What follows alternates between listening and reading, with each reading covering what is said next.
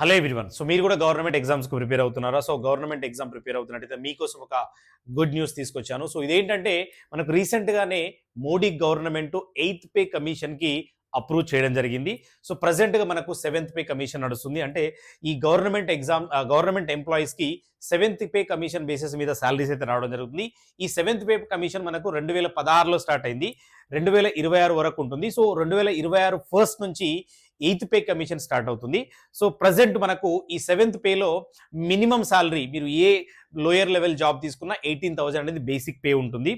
ఆ 18,000 basic pay అనేది eighth pay commission వస్తే 34,500 వరకు రావడానికి అవకాశం ఉంటుంది. దగ్గర దగ్గర మీకు ఇక్కడ సో 180 to 190% ఇంక్రిమెంట్ అనేది అవుతుంది. సో పక్కా మీరు జాబ్ క్రాక్ చేస్తే ఈ సంవత్సరం మీకు మంచి అవకాశం అయితే ఉంటుంది. సో మంచి సాలరీస్ కూడా రాబోతున్నాయి కాబట్టి ప్రతి ఒక్కరు కూడా ఇమ్మీడియట్గా మీ ప్రొఫెషన్ మొదలు పెట్టండి. సో సెంట్రల్ గవర్నమెంట్లో జాబ్ తెచ్చుకోండి. అది రైల్వే కానీ, బ్యాంక్ కానీ, ఎస్ఎస్సి కానీ ఏదైనా కూడా మన అంజూస్ అకాడమీలో దానికి సంబంధించిన క్లాసెస్ అవైలబుల్ ఉన్నాయి. ఇమ్మీడియట్గా అంజూస్ అకాడమీ యాప్ డౌన్లోడ్ చేసుకొని మీ ప్రిపరేషన్ మొదలు పెట్టండి.